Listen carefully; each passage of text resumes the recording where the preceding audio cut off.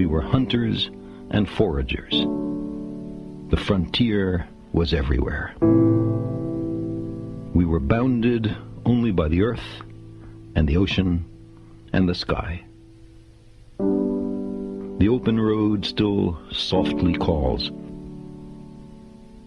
Our little terraqueous globe is the madhouse of those 100,000 millions of worlds. We who cannot even put our own planetary home in order, riven with rivalries and hatreds, are we to venture out into space? By the time we're ready to settle even the nearest other planetary systems, we will have changed. The simple passage of so many generations will have changed us. Necessity will have changed us. We're an adaptable species. It will not be we who reach Alpha Centauri and the other nearby stars. It will be a species very like us, but with more of our strengths and fewer of our weaknesses. More confident, far-seeing, capable, and prudent. For all our failings, despite our limitations and fallibilities, we humans are capable of greatness. What new wonders undreamt of in our time will we have wrought in another generation and another?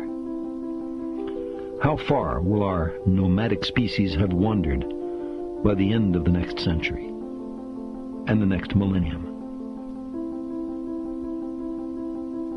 Our remote descendants, safely arrayed on many worlds through the solar system and beyond, will be unified by their common heritage, by their regard for their home planet, and by the knowledge that whatever other life may be, the only humans in all the universe come from Earth.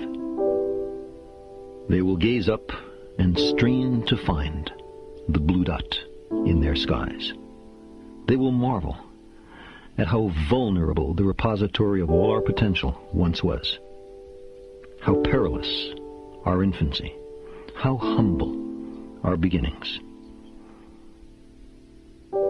how many rivers we had to cross before we found our way.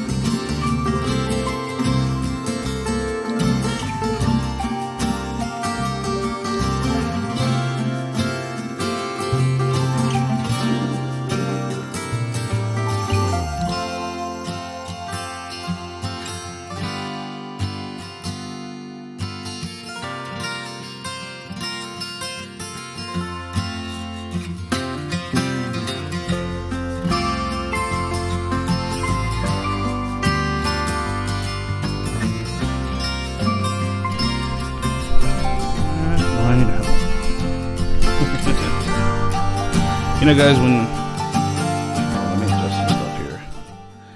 Just a little reminder. If you go to use a microphone, you might want to make sure it's plugged in first. Anyway, welcome to the stream for this 3rd day of June. We're getting a little early start here. Gonna do some jupes, probably swing over to Venus. Wait for the moon to come up. And do it from there. I'll be in and out all night, and I might see if I can find a couple people to join me, so stick around. And we'll see what we got. We finally have a clear night in Miami, Florida. Let's enjoy it, shall we?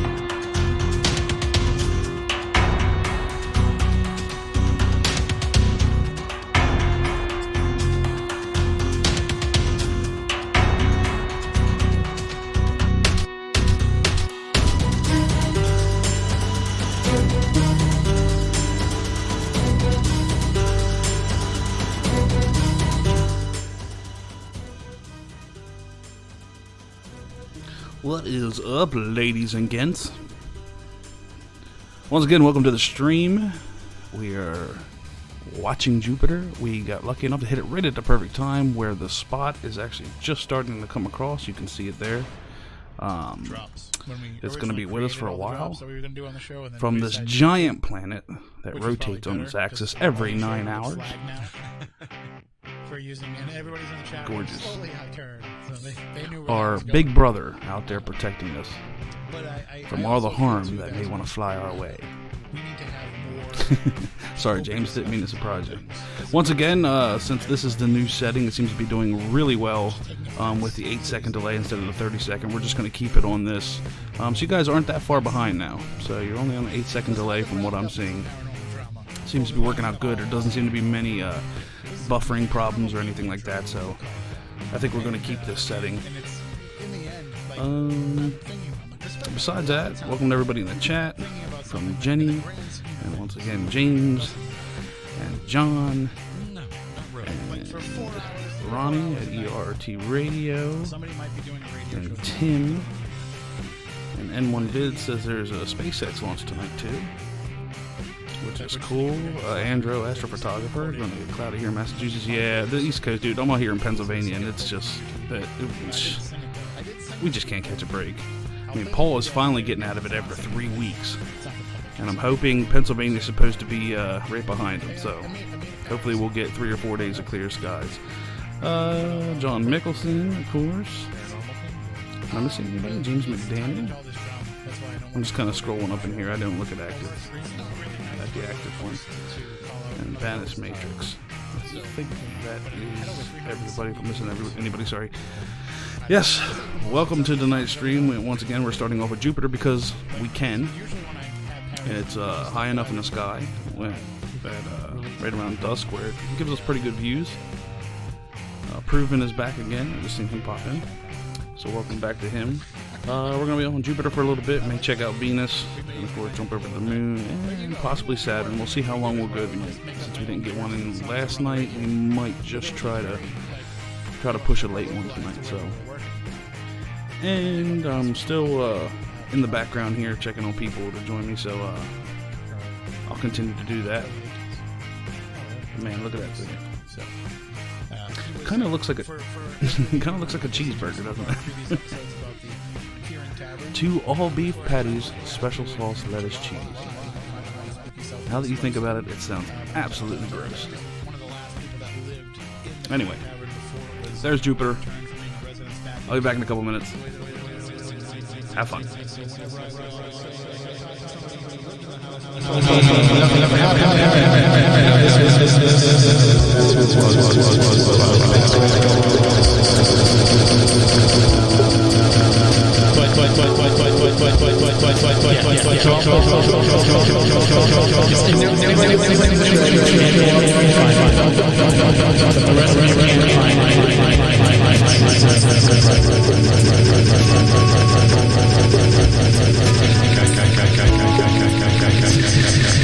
I don't know what.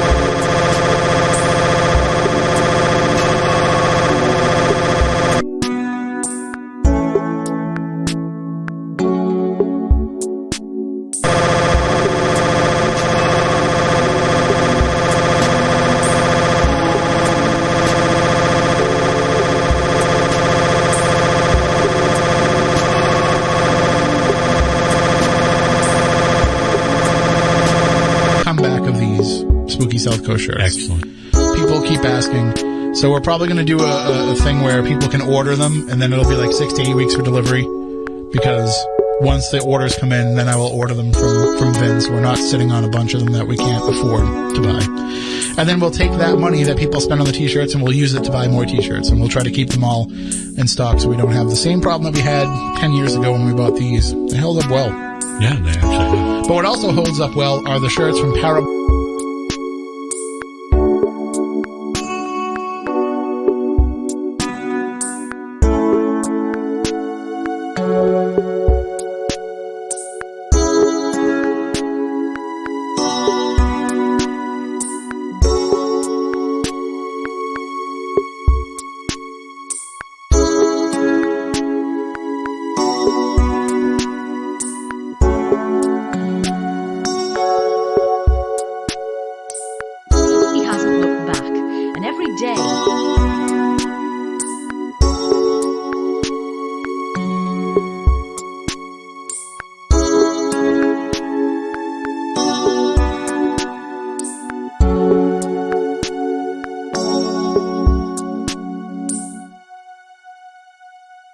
souls communicate telepathically through feelings and pictures, and Dean explains that no words exist that can describe the intensity of his communication.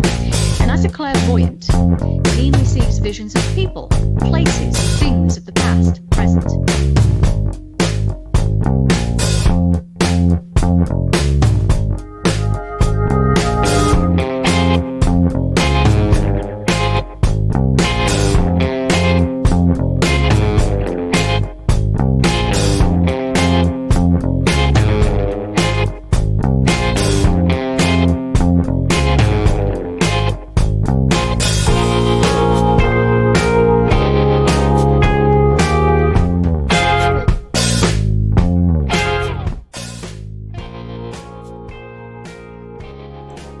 Wow, what was that?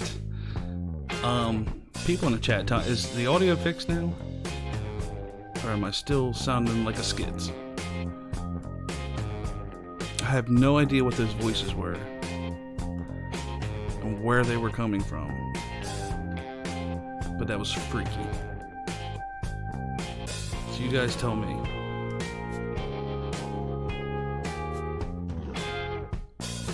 Okay, so Jenny's saying clear, DC and clear. James saying clear. Okay. Yeah, no idea what that was. I don't know. I mean, sometime I remember back a couple years ago in Bill's stream, we were sitting there and all of a sudden these voices start popping in, and we had no idea. Like, sometimes Skype gets bleed, but I'm not on Skype. That was the weirdest thing about it. And I checked all my running programs and nothing else was running, and it was just really weird. But I should also ask you guys if you guys enjoyed the little mini movie in the beginning. We put that together a couple years ago, and we thought it was really nice. So I decided to stick it at the beginning of the stream just so more people could see it. It was voiced over from a speech Carl Sagan made. So we just had his voice overlapping it and just put images in the background, and it kind of applies to today just as much as it did back then. So that's why I put it on tonight. I kind of like putting them little 2-3 minute mini movies at the beginning of the stream just to warm everybody up. So yeah, if you didn't get to check it out, check it out. If not, you'll see it on the replays of the stream and whatnot. Alright, now let me go back and listen to some audio just to be sure everything's good, and then we'll go from there.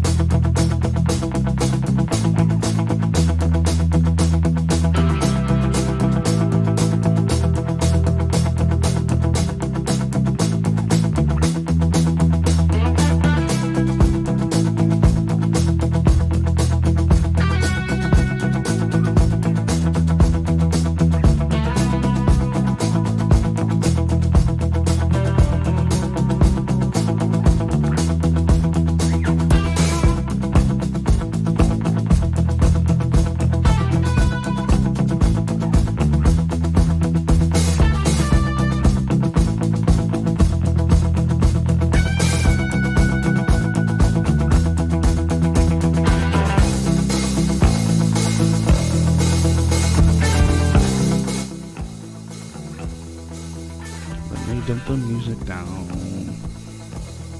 Down, down, down, and away. What's up, brother? Not much. How you doing?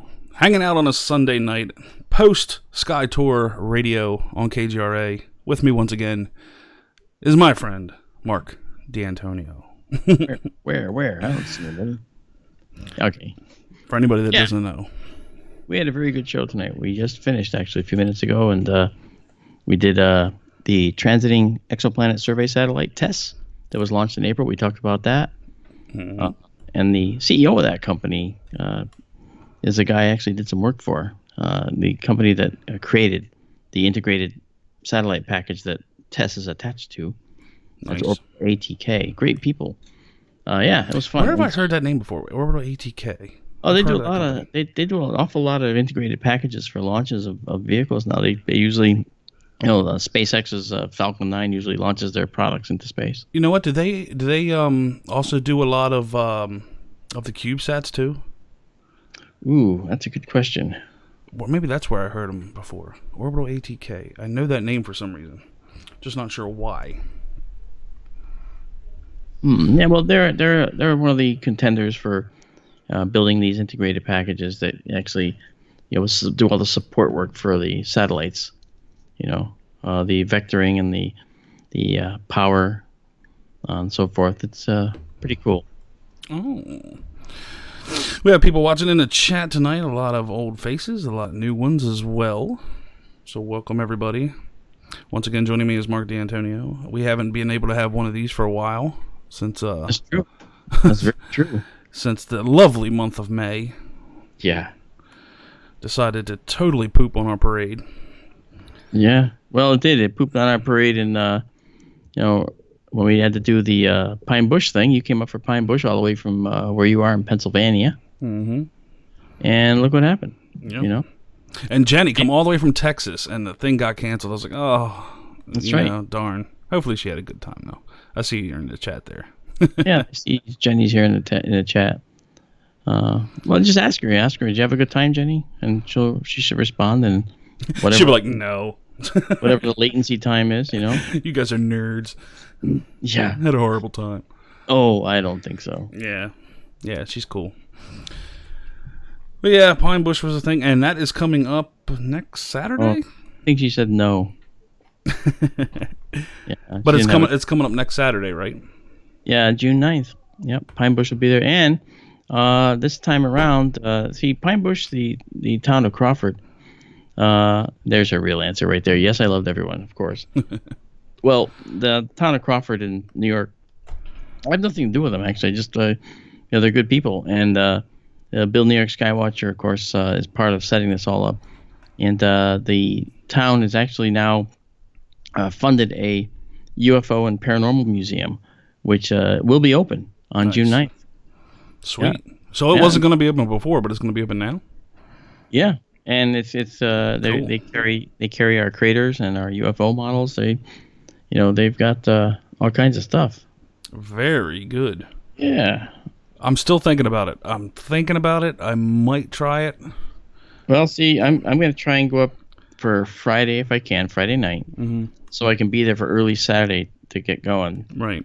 And then on Saturday night after, I'm gonna head back. So I guess can only go up for a couple of just a day. Well, I was thinking if I were to do it, I would just leave here early Saturday morning and go up and enjoy the festivities and whatnot, and then come back here. I mean, it's about a 3.5 hour drive, so if I would leave around 6 in the morning, I could be up there. I mean, plus it'll be a Saturday, so I really don't have to worry about all that traffic and whatnot. Yeah. So well, I know Bill said that if you were going to come up, you're thinking you'd probably come up in the morning. Yeah. Yep. In the early morning. And then what I might do is I just might stay there Saturday night and maybe come home Sunday, or just try to do it Saturday night. I'm not sure. Yeah. But that's if I decide to go. Yeah. But you never know. So what speakers do they got confirmed since the reschedule? Do you know? Yeah, I thought I did. They have Cheryl Costa, myself. Cheryl Costa. What does Cheryl Costa do? She does a talk. Well, I know that. I know. I don't know what her talk's going to be on. Oh, okay. Yeah, I'm actually not sure. Because, man, that lineup they had scheduled was just a home run. I mean, they had Travis Walton, they had Peter Robbins, they had, and a lot of people had to reschedule. I think, well, are you one of the only ones returning, or is there another one that are actually able to do the reschedule? I don't know. I know Peter can't. Yeah, Peter can't, and he apologized. He has another obligation that day. But you know what? Let me actually just go and find out for sure, you know? Oh, yeah, they do have a website, don't they? Yeah, well, you know, it's like... That might come in handy, you know, for somebody professional talking about it. You think so? Whoops, my bad. Yeah, it's okay. It's pinebushUFOfair.com. pinebushUFOfair.com. It's updated. It says, and that's the other thing. They have speakers in the afternoon. Mm-hmm. They also have speakers in the evening. And I'm going to tell you who's doing what when here. And let's see now. Anybody in the chat going to make a day trip to Pine Bush, New York? Anybody close there in chat that maybe Long Island or Connecticut or Pennsylvania thinking about heading up there? Let us know.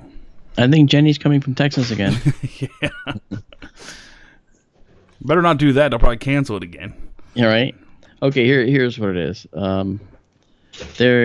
First of all, this is they're in the daily festivities.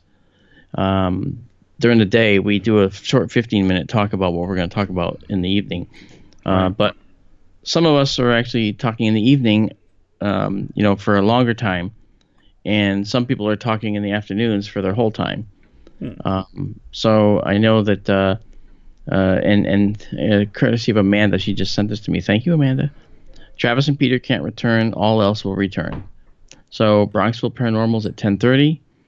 Paranormal Activity Revealed in Pine Bush. Rosemary Ellen Guiley at 11:15. Cheryl Costa at 11:35. At noon, me. And these are just our 15-minute quickie chats, you know. Okay. And then let's see. And then at 12:20 is Dr. Bill Wyand. And I actually interviewed him. We talked with him. Commander Cobra and I talked with him in Pine Bush last time we were there. Right. Had him on the radio on the Commander Cobra show. 12:40, Bronxville Paranormal does something else. 1:15, Linda Zimmerman. She's fantastic. She's doing the Hudson Valley UFOs and the paranormal. Mm-hmm. And Tom Reed at 2:30. And his topic's going to be Orion. No, that's not right. Doesn't say what he's going to do. Then at 2:50, Nathan Rosenblum is going to do Orion and its inhabitants. Their role on Earth. I don't know what that means. But so let's see if the evening. I don't see the evening times up here, but I'm trying to find it on the site as well. Yeah, they were probably scrambling to get everything re-up to the website and everything. So hopefully it'll be done this week. So it'll be a finalized piece. But a lot of stuff goes on there. You have there's some bands playing in the main lobby, or not the lobby, but the park there, and all kinds of crazy stuff going on. So yeah, now I think I know the schedule of events here. That's that, but they're not showing the evening. I'm trying to find the evening events because I'm actually the last speaker in the evening. I'm going from 8 to 9 in the evening. So this is all day and all into the evening affair. So it's pretty good. Are you planning on streaming your talk this year? Well, I want to. I definitely want to. I wanted to do it last time, but I didn't do it, did I? Yeah, I streamed it. I did. That's true. But because I did it. You did it. Yeah, you did it. Yep. That's right. You ran my whole system for me. Thank you. Well, I will tell for Proven, just asking the chat. I will tell if he does do it. If we do live stream the talks, we'll definitely be live streaming Mark's on his channel. The other people, I'm not sure, depending on who. It may be on Bill's channel, maybe on this one, depending on who's all there. So, yeah, but I know Mark's will definitely be on Mark's channel. Yeah, exactly. So there you go. And then as for the other people, totally not sure. Yeah. We'll play it by ear that day. let's see, after fair events, is that what we are? Yeah, because the fair's done like what, 4 o'clock or something like that. Yeah. Okay. Yeah. See, so at 5 o'clock, Tom Reed's going to talk on inside the UFO Monument Park, and then Cheryl Costa is going to talk about UFO hotspots in New York State at 6. At 7, Rosemary Ellen Guiley is going to talk about ET contact experiences, transformation of consciousness, and transformation of consciousness, and then at 8 o'clock, exoplanets and alien life, as presented by some joker from Connecticut. I don't know his name. He's some astronomer guy. Heard he's a jerk. Me too, man. I don't ever want to see this jerk. So, and that'll go from 8 to 9, and then we're done. Okay. So well, I will tell you this. Yeah. And we're going to do this live on the air because we're professional once again. Do you have anything scheduled for June? Yes, I do. Do you have anything scheduled for June the 23rd? Let me check. June 23rd, I am available. Good. Wait, let me just make sure. Hold on. Nope, you already said it. No, that's Nope, July. sorry. You lost it. You already booked. 23rd, huh? Yeah. Okay, that's actually that's on Saturday, the 23rd. It is a Saturday. Yes, it is. Wow, that skirts around everything. I mean, I'll just be getting back from Florida. I'm actually filming a new season of What on Earth that previous Wednesday. Nice. And then I have a Science Advisory Council meeting on the 21st. And other than that... and now you are booked for the 23rd. 23rd, yeah. And then 24th, I'm going to be at the Massachusetts MUFON. I'm doing a talk for them. Mm-hmm. And then on each Tuesday, Amanda and I have something called Happy Fun Time. And we actually meet, and it's basically a production meeting to talk about our weekend show. Nice. But it's Happy Fun Time with Amanda Curran. Well, here's what we're doing. On the 23rd. And hold on, and the 29th, I'm with Willie Miranda on Willie Miranda's show. So I want to give him a shout out too. And Willie Miranda is where? I can tell you in a minute. Nope, I can't. It's I don't remember where his channel is. I'm so bad about that. Sorry. I'll find out. Yep. I will find out. Well, here's the deal. What do you got? On the 23rd, you are going to be not leaving your house. You'll be home, but you will be on Skype with me. Okay. The 23rd, the Saturday, we have an announcement to make. Fantastic. On Saturday the 23rd, in the morning, Eastern Standard Time, there will be a video that would probably go, well, it's definitely going up on the PNK channel, probably will go up on Mark's as well, just to reach everybody. And then once you see that video, then we will be live that night for any questions or anything like that. That's why I want you for the 23rd. Okay. Sure so, thing. for anybody to know, that will be, if you heard us talking before about some project that we were working on, for anybody in the chat that, listened to us in the last month or so, the thing that we can't talk about, ding ding, will finally be revealed on June 23rd, Eastern Standard Time. It'll be, I guess I'll set the video to upload at, 8 a.m. and, let it go all day. And then that night we'll be able to take questions and all that stuff, if anybody has any, the night while we're streaming. And we'll do that right here. Cool. Sound good? And we can make that a cloudy night stream as well if it's a cloudy night. night. If it's a cloudy night stream, it'll be basically us being totally immature and throwing planets together again. And that was a lot of fun. Hey, you know what? Keith, of course, is talking about Universe Sandbox 2. And since that time, I've been investing some significant time in Universe Sandbox 2, and I have learned that I can actually build stars. And I have actually built every spectral class of star, the O, B, A, F, G, K, M, from their constituent elements. And the Universe Sandbox allows you to do that. Nice. And so I built all these different stars, and they use the real astronomical formulae to actually calculate the luminosity, that is the intrinsic brightness of the star, the radius, and so forth, and based on the mass. So, and stars with different masses can be various radii, so it doesn't matter. But there's some rules that guide it, and they've actually used some of those to put them in, and they actually create these beautiful stars, and they come out relatively close, and it's pretty good. So we can throw an O star at a B star, a B star at an M star into 5 more M stars, and have a blast. I want to throw Mars at Pluto. Why? Because I can. Why? Because I can. Yeah, exactly. And it's fun. And the one thing that we have to do is we have to take a brown dwarf, set it outside of our solar system, and have it trek towards our solar system to show everybody how bad it would affect the solar system and how we would see it from way far away, how it's affecting our solar system from decades. Yeah, would see it affecting us. I did that, and you actually see that Jupiter starts going out of its orbit like crazy. And it depends where it is. If it comes in from the opposite side of Jupiter, then several of the other planets like Uranus or Neptune, get all distracted, you might say, by this thing and start to look, like they're traveling off in the wrong direction. And that's something we would notice right away. Exactly. You cannot miss it. And of course, the sun begins moving toward it a little bit too, and that's something you can't miss. And you know what? I should actually give a shout out to our friend Chris over at Take Back Space, who has been picking up the slack, if you could say. Basically, he's been having them little clear spots more than we have. He's north of Paul up there in Tampa, and he's been streaming quite regularly. So if you want to check out another good astronomy stream, Take Back Space. Chris over there is a good guy. Plays tunes on his own, all his music. He does play some covers and whatnot. Hopefully YouTube's not copyrighting the crap out of him.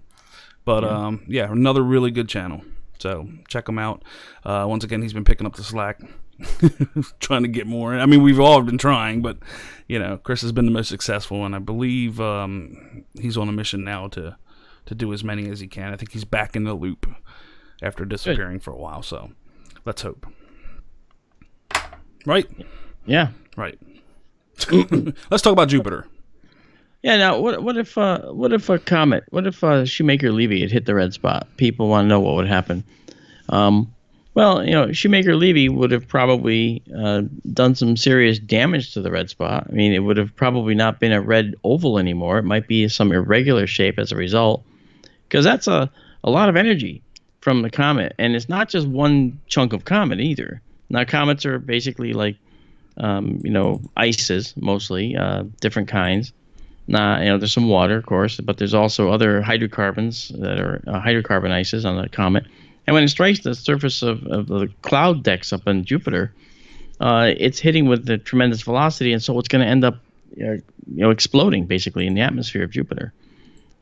Just like anything that enters our atmosphere comes in at several kilometers per second, it's going to hit the wall of the atmosphere fairly quickly and end up just exploding, and it converts that momentum it has into energy, and that energy is heat. And that's just what would happen at Jupiter's red spot.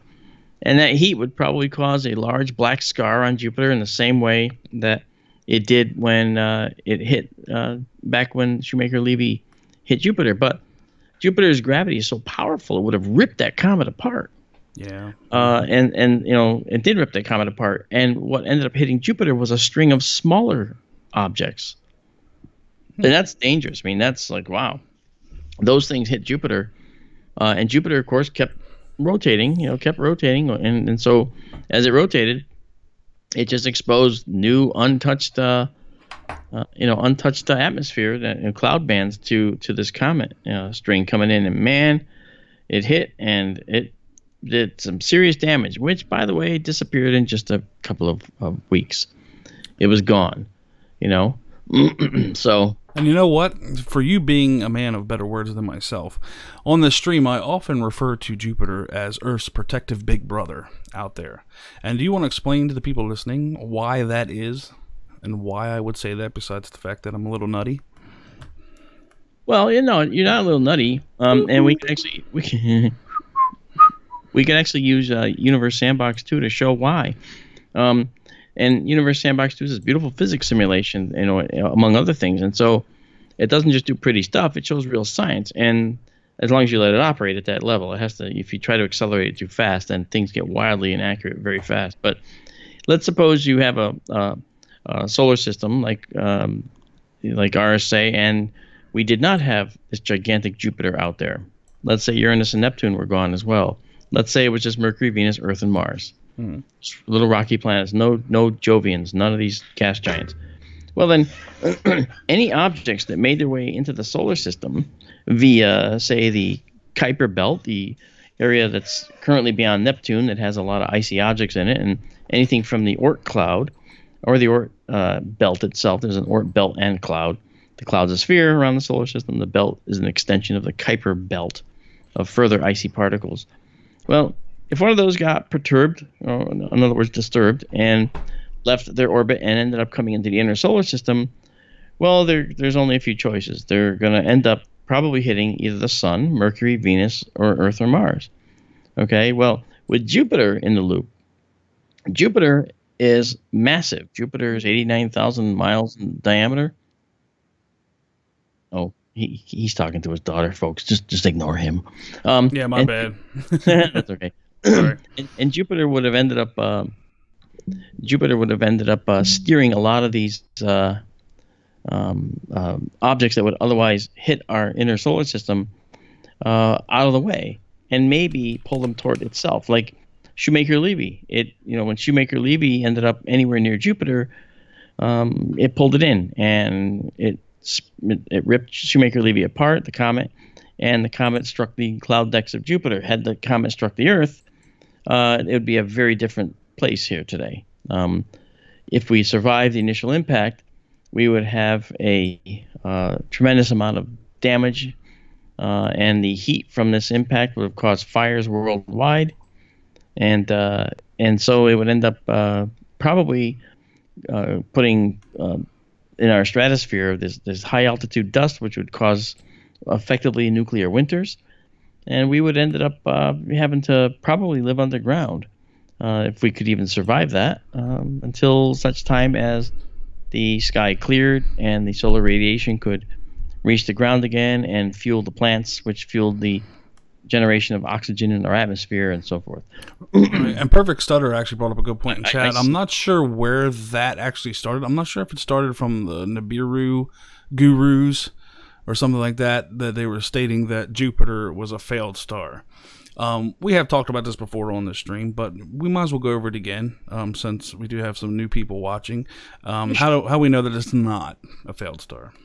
Well, I mean, in my view, Jupiter's a failed star in the same way the Earth is a failed super-Earth. I mean, the thing is, Jupiter was never on track to be a star. Jupiter is just a large gas giant, and from what we see, gas giants are fairly common in other solar systems. Uranus is a gas giant, and so is Neptune, and so is Saturn.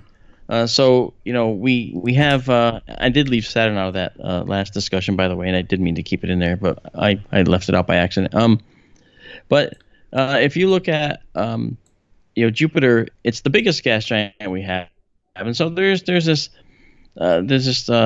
view sometimes. I think that people think that Jupiter was probably supposed to be a star or was a failed star. That term failed star. I understand where people come from with that. I understand why they think that, but Jupiter really didn't have any. There's no necessity for Jupiter to be a star. There was only so much hydrogen gas in our solar system, and that's all that happened. That's all it got. And if it's a failed star, it really failed badly because it needs to be 80 times more massive to even be the smallest of stars. Yeah. And that's the thing. It's mass. Okay, mass of hydrogen. Now, why? That the reason that I'm talking about that like this is because when you look at all the hydrogen gas that the sun acquired, well, as the sun acquired hydrogen gas, it certainly at some point looked kind of like a brown dwarf. But then as more mass was acquired, that star acquired more and more mass. That protostar wasn't even a protostar, a pre-star, so to speak. And as it became more massive, the core temperature would rise as the gravity started to compress the entire star or pre-star more. Then when the internal temperature reached this magic number of 13 million degrees, that was a high enough temperature in the sun for it to basically wink on. What's that mean? It means that the hydrogen in the core suddenly could become a a fusible product. And what would happen would be that the hydrogen would fuse into helium. Basically, that's the overall process. It's actually helium-4, an isotope of helium, and that's something called the proton-proton chain. It's sort of the one of two ways we know that we get fusion in stars. The other one is the CNO cycle, as the carbon, nitrogen, oxygen cycle, right. And the CNO cycle is something that is also fascinating. And the chemistry is remarkably, simple, yet it's deep. There's a lot going on there. So when you look at the way fusion works in a regular star, you're talking about you get, let's say, we have these two hydrogens. Okay, these two hydrogens, come together. Okay, and they form a deuterium, and then another hydrogen. That is to say, two hydrogen atoms come together and they form an atom that has a proton and a neutron. Okay, so that's a deuterium atom. Okay, that's basically called a 2H. It's a nomenclature for a deuterium. And then a hydrogen atom combines with that, and that forms helium-3. Okay, and then two helium-3. And the result of all these combinations of fusion is a release of tremendous amounts of energy each step. And that final release causes a helium-3 atom and a hydrogen to come off. And then the result of that helium-3 and two helium-3s is a helium-4. All right, and so it gives back two hydrogens and a helium-4. So it sounds complicated, but when you see the document, it's like Tinker Toys. It goes bing, bing, bing, bing. Like I'm wondering what kind of fusion my cat is on right now, because the thing is like going nuts. I think he's on the nip. I think it's time to have an intervention. You know what? I think it's time for an intervention. Okay, catnip. He's a nip freak. Well, catnip is a fusible product, so it's important to get that cat off the catnip. Hey, Thor, are you on the nip? Thor. Anyone with the name Thor, he's probably thinking, I gotta find Asgard. Oh. Well, my daughter wanted to name him Cupid, and I'm like, no, that won't do. And then I was like, well, we'll call him D'Artagnan, and then that's when it changed. And then we had a thing, and I was like, that's it. He's called Thor, and I just started calling him Thor without her permission. And now the cat has two names. She calls him Cupid. I call him Thor, and it's been over a year, so he knows both. But enough about my cat. Unless it attacks me, then you'll hear me screaming. What a nip freak. Anyway, that's funny. Now, does Jupiter have the hexagon problem at its pole? No, actually, Jupiter didn't have that hexagon pattern at the pole. Saturn did. Mm-hmm. Or does? Saturn does. Yeah, Saturn has that hexagon at the pole. Well, I mean, I don't know if it's there now. I mean, we only have the glimpse from Cassini when it was flying by. Right. And by the way, weird guy. The great red spot's right now about the size of the Earth, just a little bit bigger, and that's about it. It was much bigger than that, actually, when I was younger. Yeah, tell me about it. I remember in school that thing being a lot bigger. That thing has shrunk a lot. It has. Well, it's a 300-year-old storm, as far as we know. And we notice that it's changing, pretty much each year. It's changing a little bit. So storms do abate. Storms do go away. On Jupiter, it's been there for a while. And I'd be very interested to know what actually caused that in the first place. Now, maybe what caused it was some type of an asteroid strike. Yeah. And maybe we're actually seeing the final evolved scar of an asteroid strike that may have hit Jupiter at one point. Maybe that's what we're seeing is a scar. But you know how planets give off frequencies? Like we're pretty much, everything gives off a vibration, right? Well, you should ask Amanda Curran about that, because for SkyTour News, each of the SkyTour News segments is separated by a sound that you hear. Mm-hmm. That sound that you hear is actually the sound of each of the planets. Well, here's my question. Very great to see there. Have you ever seen when somebody does the experiment with the sound plates? You can dump salt on it or whatever, and the different frequencies make different shapes. Yeah, the different harmonics will cause exactly. A different shape. Yeah, that's right. I find those absolutely fascinating, and I really do think there's something hidden in there because of the patterns. Call me crazy, whatever. But once you get out of range of human hearing, the patterns just get so intricate and wild that it's quite amazing. If you guys have never seen it, you can actually look it up on YouTube. I think Jenny actually posted something about it today at one point. But yeah, the guy would switch to frequencies, and these, just intricate patterns popping up for each individual frequency of vibration that was going on. And I'm wondering that maybe that pattern at the top of Saturn might have something to do with that.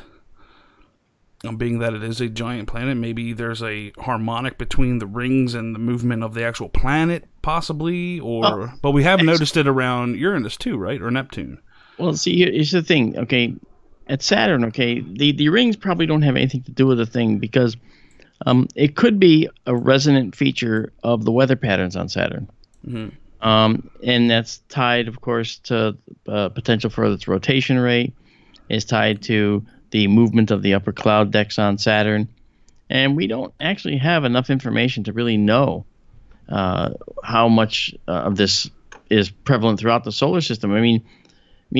Technically, when people see these shapes in the atmosphere, they think they have to be artificial because of the fact that they look so much like, say, a perfect hexagon. However, that's a natural occurrence. You can actually have a very natural occurrence of a hexagon in the atmosphere, and we can simulate that mathematically. And it's one of the harmonics, and I think you're on the right track with that. We need to do an experiment next time I see you, or next time I come up there towards Connecticut. I think would be very interesting. We should build a cloud box, like just a box, and fill it with smoke, cloud per se, and actually feed it harmonics and see what lighter material does besides the salt on the plate. Is there a way to get sound frequency through there that maybe would cause them to do something besides just being pushed and blown around the box? You know what I mean? I do, and I have another idea for that might actually be good to try, and this would actually be a good experiment to do, because why not simulate the upper cloud decks of Saturn on a spherical body and see what we get by filming it and seeing if we ever get a resonant moment where we actually see a hexagon. It might only last a quarter of a second. But see, for Saturn, where it's much larger, that quarter of a second could be extended, in terms of the time it will actually show up, to like a century or something like that. Right. And see, because when we were working on this television commercial, because I think most of the folks know I own a visual effects company, and I do a lot of TV and movie work, right? So I was working with a good friend of mine, Douglas Trumbull, who's the visual effects Academy Award winner, genius, the guy that I grew up watching his movies. He did 2001: A Space Odyssey, Blade Runner, Silent Running with Bruce Dern with a little Huey, Dewey, and Louie the robots. Didn't he also do the one with Richard Dreyfuss? The Close Encounters of the Third Kind. Yeah. Yeah, he did all the effects for that. And it's Close Encounters of the Third Kind, in fact, the effects he did on that formed the basis of our commercial we did for the iPad Pro. We did the Apple commercial for iPad Pro, which is called Great Big Universe, which is all over YouTube. You can go see it. And you see all kinds of space imagery and stuff. Well, we created that space imagery in cloud tanks at the studio. So we actually created everything that was seen there. Everything is organic. There's only a few times in the commercial where they plug in a computer-generated image of any kind. We built Jupiter's red spot from scratch. And we did it in a rotating hemisphere, plastic hemisphere, and we put in different fluorescein dyes and filmed it at different speeds, and you actually got these resonant patterns. So we can actually do that and create these resonant patterns, and I think that'd be really cool. I actually have a... be interesting to see what happens, and maybe if we have to, maybe getting a metal plate or a sound plate or whatever, and maybe doing it with the dry ice smoke to see if maybe that would make a difference, whether it has to have a gravity pulling on it or not. Well, yeah, I think that it's gravity's sort of an overall factor that will... heavier smoke, I should say. Well, I think gravity will have something to do with it, but I think it's really related to the rotation rate of the cloud decks, their density, and we found that if you add a lot of fluorescein dye, that's a higher density material, and fluorescein is interesting because fluorescein doesn't dilute in water the same way as other dyes do, right. Like India ink. Okay, we tried India ink too, and that was no good. But can you imagine having a cloud box and playing like a frequency, and all of a sudden these like little square cubes appear out of smoke. That'd be so weird. Oh yeah. Well, we did do that actually with ferrofluid. Ferrofluid is a just imagine it's a thick, pasty fluid that runs kind of like very slow molasses, but the ferrofluid is got tons and tons of iron particles in it. So if you run a magnetic field through it, you get different shapes. We could actually build shapes. We could actually see there was one. There was a live space opera that was being done, and I was going to run the entire special effects for it, and they just, I guess, didn't get their funding. But it was called Solaris, and there was a movie called Solaris, and it was basically the basis of the movie was there was this planet that was alive, and as the spacecraft approached, the planet started reacting to the people. And in one sequence, these buildings form on the planet's surface and grow out of the building, or grow out of the planet up into the sky. And we found we could actually do that using the ferrofluid and using vibration and magnetic fields. And it was like, I gotta tell you, when you're at Doug Trumbull's studio, it's really like being in the Skunk Works. I can imagine. Oh, you have no idea. And for the people that have been watching this since we started, look how far that storm has made its way across the facing the Earth. Since we have started, it is now at the halfway point and slowly scooting. It was slightly to the left earlier. Yep. Wow. And we were looking at half, so you figure it was a 9-hour rotation with Jupiter, correct? Yeah, just about, right? So the face should be just about visible for about 4.5 hours, roughly, give or take. We're not seeing exactly half of it, but... Yeah, when it gets to the edge, you get this darkening along the edges, which you see in the sun as well, called limb darkening, and that has to just do with the physics of the light and how it's getting to you, pretty much, how the energy distribution. And the sun is different from planets, but you still get that limb darkening effect here. You can actually see around Jupiter, it's darker at the edges. Yep. Yeah. Man.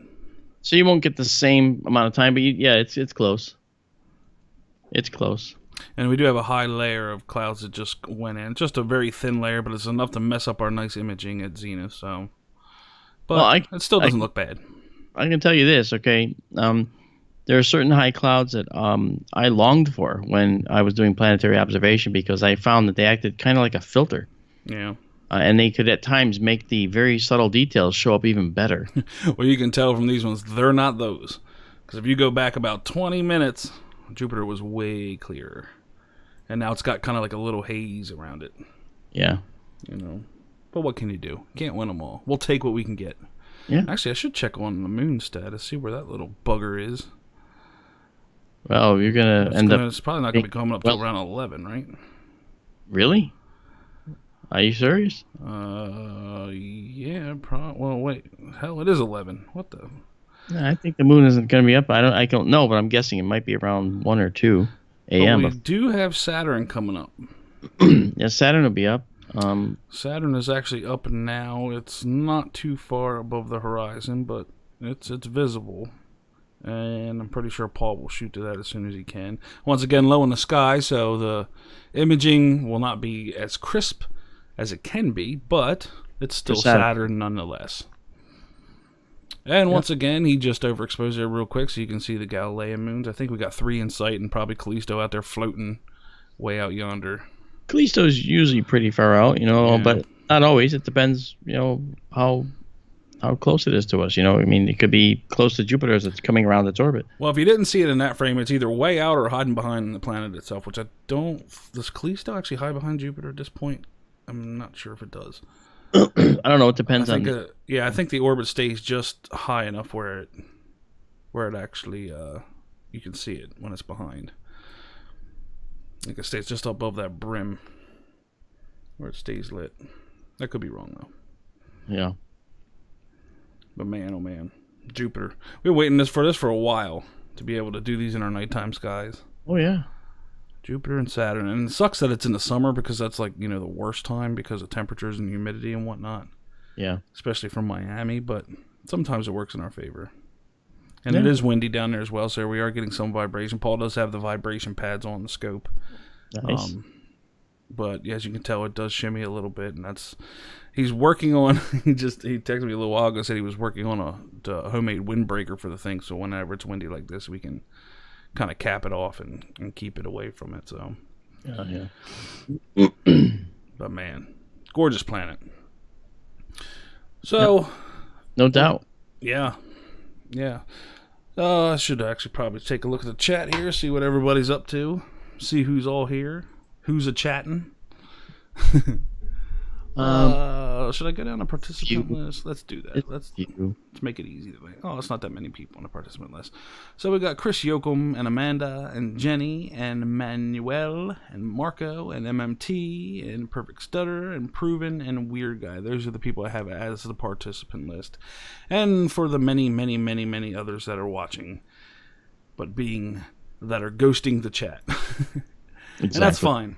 As long as we have your eyes, and as long as you promise us that if you see something crazy that we don't acknowledge, that you at least type it in the chat for us so we can check it out with the timestamp.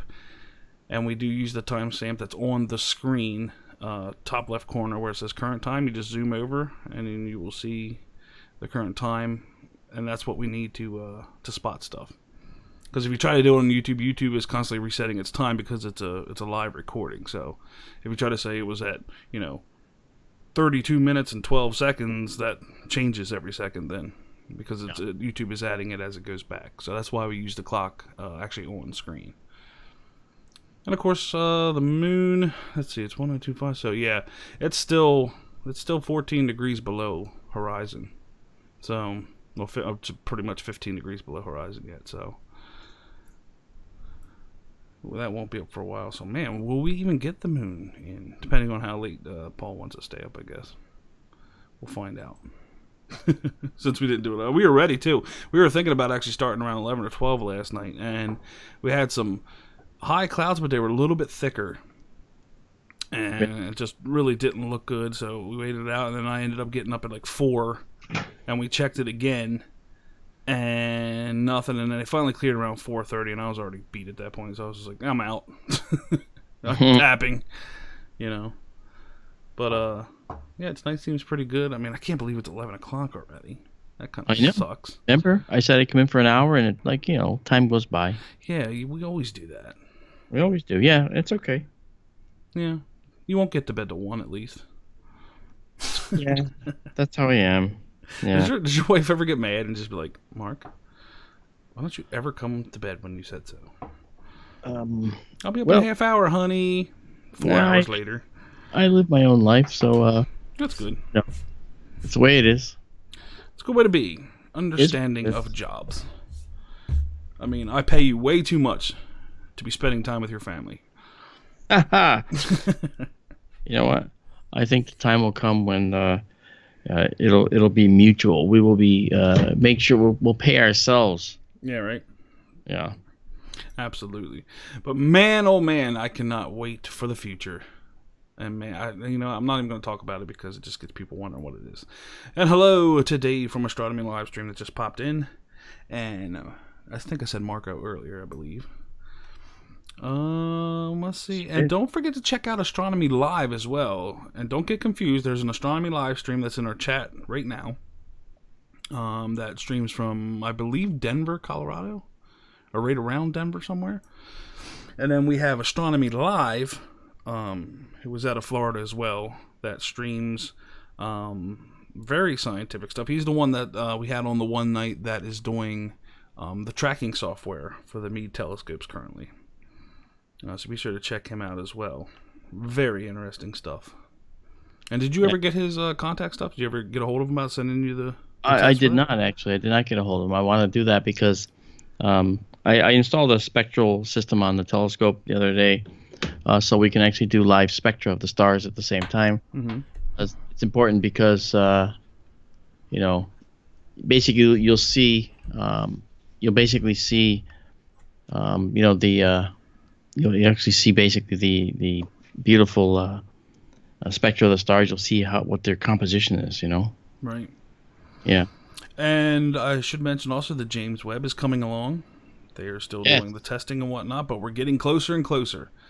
And once again, I do not blame them one bit for pushing back the launch times as far as they have on numerous occasions. This thing's been being built since, 2010? I believe it started. I think it's great that it's being built at all. Yeah. It's 21-foot diameter mirror. This is going to be incredible, That is probably one of the most... I mean, people ask me why I'm so excited about this thing, but I seriously look at it this way. I look at it as this is going to be one of the biggest astronomy breakthroughs in my lifetime. Like, this is going to be one of those big things. Like, how in the 60s, it was man landed on the moon. Yeah. And then we had, of course, the Mars rovers are great and all that stuff, but I think the James Webb Telescope going up and actually getting it up there and being able to park it where they want to and everything going good, if that happens, it's going to be one of the most defining moments in my own personal lifetime. Because it's going to break the barriers that we are currently under. I mean, Hubble did so much to break that barrier down. And of course, what happens when you get all that kind of stuff is your mind just goes crazy wondering, well, what are we missing that we can't see, which is where the James Webb comes in. And the only thing that these things do is produce more questions. And of course, once the James Webb goes up, it's going to be people like, wow, what if we go even bigger? What if we go even bigger? And that involves people getting interested in it, and it breeds innovation. And that's what this world needs right now is to breed innovation and bring it to the forefront, because more and more, and a lot of people are noticing this, that, how did they say in Interstellar that we weren't meant to save the planet Earth, we were meant to leave it, right? That's right. So, in fact, we have to leave the Earth eventually, right? Yeah. So, eventually we're not going to have a choice, and that's millions of years in the future. But it's going to be. It's going to be very interesting, and I think we're going to make some major breakthroughs from I want to say simple telescope, but it's not so simple. When that James Webb gets up there and gets parked, it's just going to be it's going to be absolutely fascinating. I mean, I do think it's a life-changing event for that thing, and I know why everybody's excited, but I know why I'm excited about it. But most people I talk to are like, it's just a telescope. It's like the Hubble. And that's where you have to go, oh, no. No. Yeah. The Hubble is like the Model T. Well, James Webb is like the Tesla. Right. And when the Hubble first went up, it was like seeing the Iron Horse roll down the street. Yeah. And it was broken. Right. It barely worked, but it was all they had. And we can't do that to the Webb telescope. No, I mean, we had an 8 meter, 8 foot mirror on the Hubble that is going to be expanded to 21 feet on the Webb. Yeah. And the thing is, the Hubble just saw helium in the atmosphere of an exoplanet for the first time. But what I'm saying is the Hubble was broken. I mean, they actually went and fixed it. Yeah. They're not going to be able to do that with the James Webb. Like, everything has to go perfect, which is why I am totally understanding of them pushing back launch times, because they literally have one shot of it and have to make it perfect. They have to do it perfectly done on the first time, and nothing goes wrong. Now, just imagine if you had that kind of pressure for something in your life. I mean, this isn't just for an individual's life. This is for all humanity. You know what I mean? Yeah. Take your time. Yeah, I have by all means. Yeah, I have no problem taking the time. I mean, think about it. When we look at the Keck multiple mirror telescope up at Mauna Kea in Hawaii, that telescope has multiple mirrors. They're all faceted, and they have a system on board so they can actually reduce the effects of the air turbulence. Okay, that's called an adaptive optics (AO) system. Yep. And so they get images that are far better than they would, and it's kind of like systems that would give them nearly the kind of thing you'd get from say 50,000 feet in the atmosphere. So in other words, most of the air is gone. They kind of reduce the amount of air that that affects the image, right? In a sense. So if they do that, and they do that with the James Webb out in space, okay, that is make it a faceted mirror of multiple elements. That's why they can go to 21 feet. Because without going to 8 feet, 8 feet for a solid mirror like the Hubble, well, that's the max. That's about the maximum they could use to then put a housing around that and a telescope system around that and a structure around that. Well, yeah, what did we say last time? And it's all being made possible by the ugly stepchild of the square and the circle that get all the popularity, and this nice hexagon all of a sudden comes into play. And then we have nice hexagon panels that you can fold and they can unfold and make even bigger things, and just amazing. Yeah. So if you think about it, right, when we look at the single solid mirror of the Hubble, that's 8 feet in diameter, and we don't have rockets big enough in diameter to carry a 21-foot mirror up into space. So the only ways we could do that was to actually make the mirror in segments. And so based on the Keck and the other multiple mirror telescopes around the world that have been made, we use that technique to build the Keck, and now the James Webb. And the hard part is, once it gets out into space, it's going to unfold, and all the mirror elements are going to kind of line up next to each other. But you know what they can't do? They can't test it in zero gravity. Yeah. They can't test it properly. They have to actually wait till it gets in orbit to actually test it. So most of what they're doing is engineered to work in space, but not necessarily under a gravitational field like the Earth. So that's going to be tough. So yes, take your freaking time, man. Take all the time you need. Just amazing. And you kind of wish the funding was still there compared to what it was back in the 60s. But I don't think it'll ever get back to that point.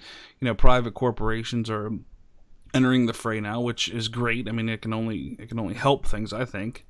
I know there's going to be problems. As soon as somebody finds the most valuable metals on the moon, say, then they're going to want to, quote unquote, stake a claim. Yeah. And then you're going to have all kinds of rules and regulations. Not only that, but privatized data. You know what I mean? That's I think is going to be the problem. With a lot of people is you're not going to, and then maybe they'll finally appreciate NASA and how NASA puts out all their stuff. And how it is ran by taxpayer money. So you can use their images and stuff where. You get into a privatized company like SpaceX or Blue Origin or even Virgin Galactic, you're not going to be able to do that. If they take these pictures of something awesome that we have never seen, guess what? You're not going to be able to take that picture and throw it up in a YouTube video anymore. You're going to have to pay for the rights for it, and not only that, if God forbid they see a UFO or something, because once again, that might even not make the light of day depending on who it is. So. You're going to have a lot of red flags being thrown up by conspiracy theorists as well. But if it's us, we're going to share that data with humanity, because that's what we're going to do. Because right, that's what we do. And I'm talking about UFOTOG too. Right. Doug and I have talked in the past about this, and when I think is this thing getting off the ground? Well, I mean, we're already doing work in the background. And the problem is that there's a number of things that have to happen and line up for us to be able to do the next step. And so we're waiting, and it's painfully slow, way slower than I want it to be. So anyway, I just think it's. I mean, you're not really positioning yourself for like a target year or a target date or anything as of right now. Yeah. I said 4 years ago that would be Radian 1. Nice. And, so I was totally wrong. So. Then but I'm a developer. I've done program development before like this, and I should have known better. And what I didn't realize was that we're depending on a lot of other people, but the people we're depending on, aren't part of a paid team. These are people that are doing this along with their regular jobs and everything else that they do. That's the hardest part. Yes, it is. You know what I mean? Astronomy doesn't really pay a lot of money. I mean, you can. I mean, there are certain things. But you got to look at a lot of astronomers get paid through grants, from the federal government, and that's the thing that a lot of people forget. All this innovation and stuff that you're seeing and all this information that we have about space and orbits and all that stuff, a lot of that came from government grants, from people sitting inside, satellite farms and, doing the grind, dedicated people. That's right. And if you think for a minute that they were getting rich doing it, no, they were making a living. That's about it. Yeah. Can you think of a rich astronomer? Sadly, Well, yeah. Like one that made their money off of astronomy. Not physics, not, holy crap, that phone's loud. Yeah, that's great. Jesus. Sounds like a darn truck horn coming through. Just got ran over by my phone. Oh, that was Paul. Okay. Anyway, but yeah, do you know of any? No. Yeah, that's what I'm saying. That's the hard part. And that's even the hard part for people that want to do UFO investigation and stuff. I mean, look, MUFON's made up of volunteers. Yeah, for the most part. Yeah, and actually, it's MUFON that's gonna be the boots on the ground for us when we get the thing going. Yeah, I mean, it's just if you really want dedicated people, I mean, you're gonna have to pay them. I mean, these people cannot, just break away and do stuff for free. Even though a lot of people do. Did I just see a white spot glow on Jupiter? Right above and to the left of the storm. What the heck was that? My eyes going crazy. 11:22. Right around the 11:22 minute mark. I could have swore I saw like a bright flash, like just up and to the left of the storm. Or maybe I'm seeing stuff. If anybody wants to check that out, feel free. Let me know if I was just seeing stuff. It could have been before the 11:22 minute mark too. Yeah. It might have been like 11:21:50, anywhere in that time frame. That was kind of crazy. So yeah, I mean, it's field ufology, and even look at the paths that a lot of amateur astronomers are making these days. And I'm not just talking about us. I'm talking about across the globe. You have guys discovering stuff. Of course, once again, Astronomy Live down there in Florida. I mean, he's all into it. Looking for new stuff, and it's becoming it's almost becoming like a, I don't want to say this, like a find it for yourself kind of thing. Like, the big companies got us there and got the interest up and showed us what's possible, and then the private sector amateurs took that, like they normally do, and started running their own innovation and building their own systems to discover stuff, also while implementing the older systems and the older way of doing things, which is kind of how we progress, and it's a natural form of our evolution, I guess. But it's just crazy to think about where we were, like, even 40 years ago, Yeah, I know, huh? Compared to where we are now. I mean, think about it, guys. Right now, you are sitting on YouTube watching Jupiter live through a telescope. You know what you had to do 40 years ago? Go buy a telescope. And the things aren't cheap. We all know that. My Lord, you might want to take out a mortgage to get them these days. It's just amazing how far it's come, and we're actually able to do this. I know, it's amazing. The views are really good too. Yeah, Paul he's becoming a master. He's a master shogun. What is the different ISO settings? What's he talking about? Different ISO settings. Let's find out here. Oh, that's Paul. Once again. Let's see if we'll go to Saturn. Let me text him. Let's find out if Saturn's up in his view. Because you never know, because sometimes he has that outbuilding blocking him. Oh, yeah. Well, Jupiter just, is going to go behind it at some point? No, Jupiter's up at zenith. It's in view until it sets. But that eastern sky, he has to wait till it comes up over a couple things before he can get it. And I think it's high enough now. And Ron says, wow, the red spot moved. Yeah, it's cruising, man. 9-hour rotation on that massive giant sitting out there. And look how fast it's cruising. When we first were eyeing Jupiter, it was just coming around the edge there to the left side. And now look at it. Making its way all the way to the right. And that, compared to us, we have a 24-hour. This little dinky planet. And you got that big busta out there spinning 9 hours. Sheesh. Yeah, it's moving fast, no doubt about it. Oh my. Uh-oh. Something tells me we might be going to the ringy-ding. The ringy-dingy planet. And hello, Ronald, from the postage stamp in Minnesota. Jeffers, Minnesota. that's right. Jeffers, Minnesota. Jeffers, Minnesota. And if you don't believe us, look at it on Google Earth, and you will see why we call it a postage stamp. Oh, right. My. Yeah, actually, leave that for people to do.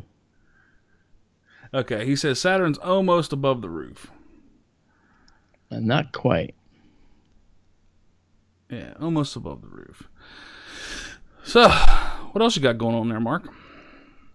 Anything neat? Let's see. Besides the UFO talk and besides the NASA's unexplained files and One on Earth and FX models and your radio show and coming on as a guest here. I mean, you don't seem like you're a very busy guy, so I figured I'd give you something to do tonight. I don't have a life.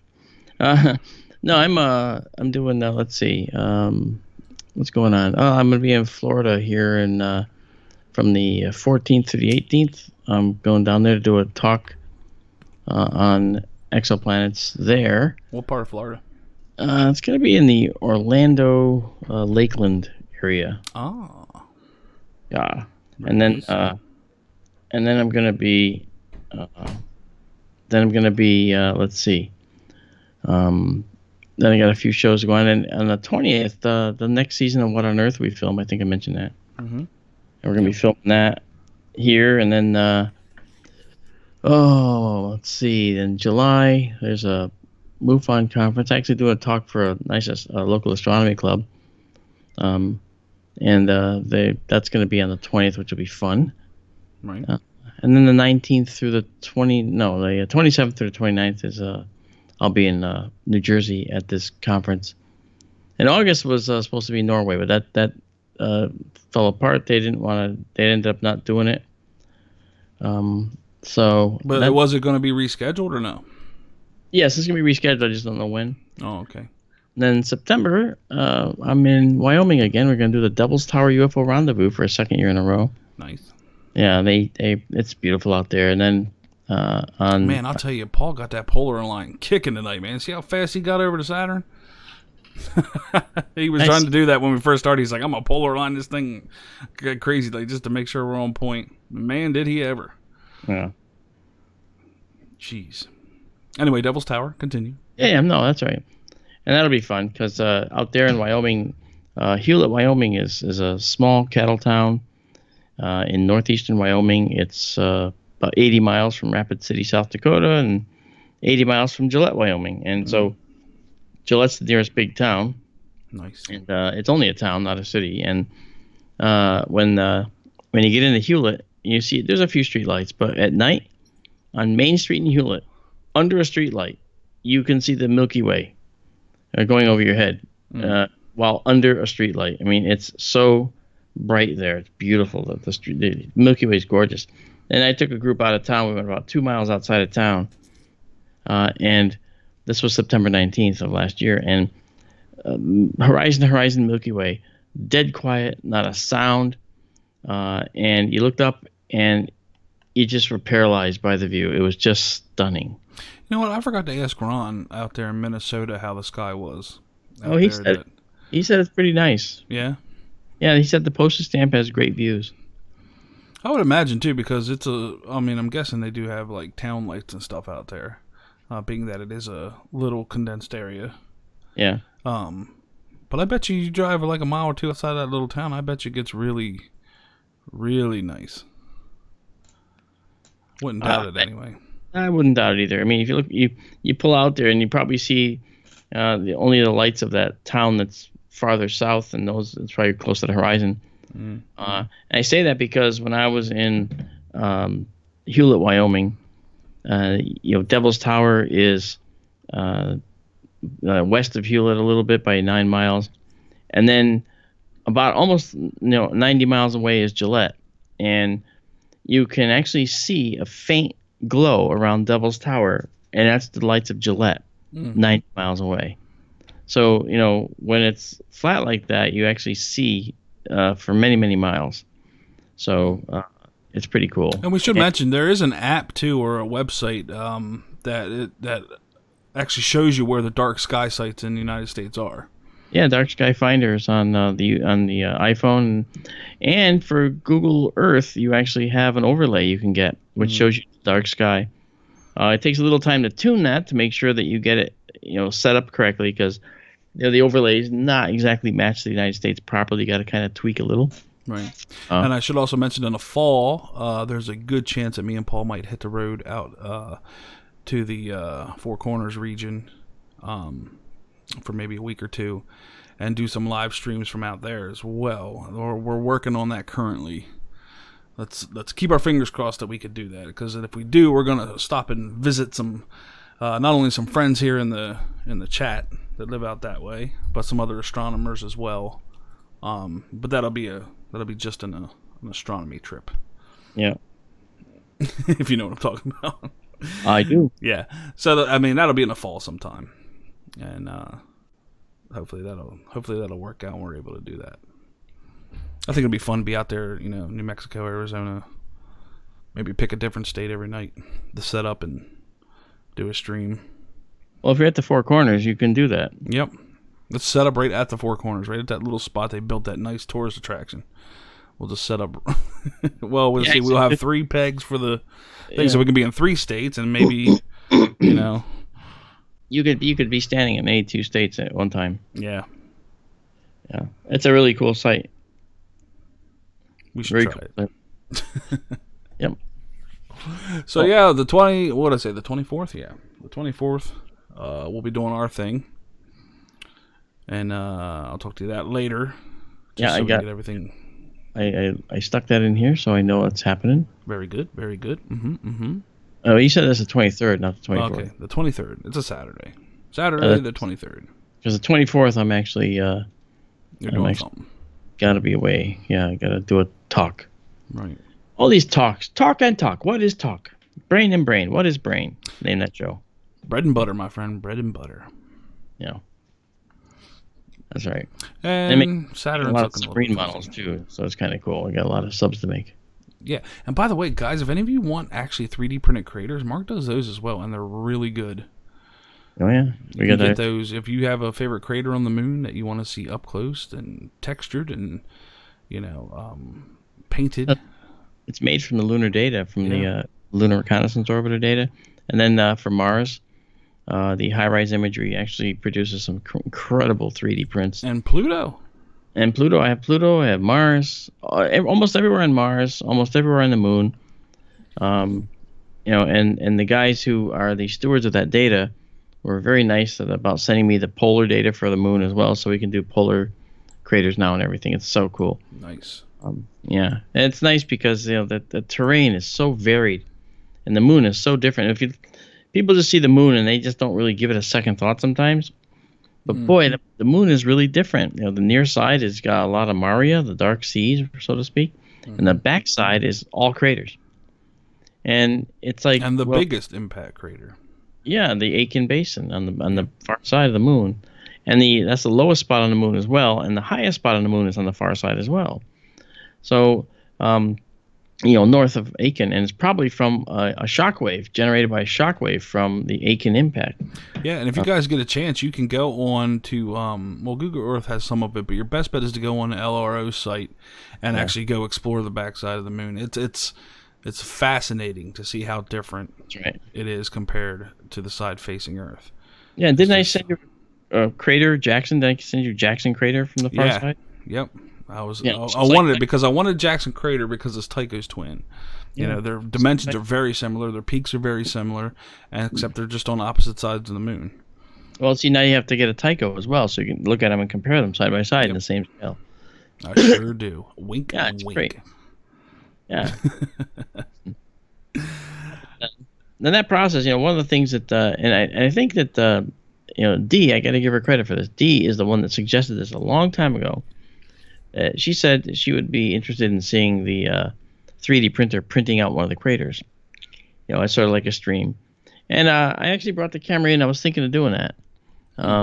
And so I may get to that when it's printing out something really cool. Because I may be trying to print out even larger ones. Right now I make them 4-inch by 4-inch. Right. But if you make them bigger, then you really end up with some just amazing detail. The detail shows up so much better. But on these small prints, wow. It's still beautiful. I actually I think I might have told you, I went out to Boise, Idaho. I had to do a talk, and it was actually a music festival. And this music festival, the people wanted to talk about UFOs, and for one of the talks, it was supposed to be kind of like a little side thing, different from the normal stuff. And we had more people in our talk than any other people had in theirs. So it was great. It was Alejandro Rojas, myself, and Ben Hansen. And all those guys are good friends, and we did this together, and they invited us back for next year too. But I brought out my 3D printers, 3D printed craters, and I set them up. And what's happening was there was an expo in the expo hall, and they had all kinds of tech people there, along with people doing 3D printing. And I had just the craters. I didn't have the 3D printer. The other folks had printers and doing stuff. Well, my craters, the people doing the 3D printing came over and said, how did you get these so detailed? I went, well, this is just 3D printed data. Yeah, but there's no jaggies. You usually have the jagged lines and the stair step imagery. I mean, you don't have any of that. I said, oh, well, I mean, I just figured I'm a model maker. We just engineered a way to, reproduce replace the missing data in the stair step. That's all. They were scratching their heads going, wow, and they were like stunned. They said, these are the best craters I've ever seen. I should get you to print me the ISS, just like a little ISS for the studio, because that is actually being started tomorrow. Oh, nice. Yep, framing starts tomorrow. I should have it all framed up by the end of the weekend. Well, I do have a digital model of the ISS, actually. It's not in STL format, but I do have. Well, yeah, I was thinking about actually like buying a model of it and putting the, gluing it and all that stuff. And I was like, do I really have time for that? Well, yeah, there's one that makes it a really good one, but the trouble is, the ISS works well in zero gravity, but not on Earth. Yeah. So you need all these extra support structures. Yeah. I actually did a 3D printed spacecraft for a movie that was called Approaching the Unknown, and it was about one guy going to Mars. And it premiered on the various places and Netflix and so forth. But I did a 3D print of the spacecraft, which is a very complicated spacecraft. I did that, and then and they used that in the movie. And then I actually created a bunch of laser cut spacecraft parts and spaceships for the movie. Right. I did a lot of work on that. It was really a lot of fun. That was a good one. And we had this gigantic rotating spacecraft. It was actually rotating. It literally had like a 10 or 12 foot arm on which this spaceship was rotating around with a counterweight at the other end.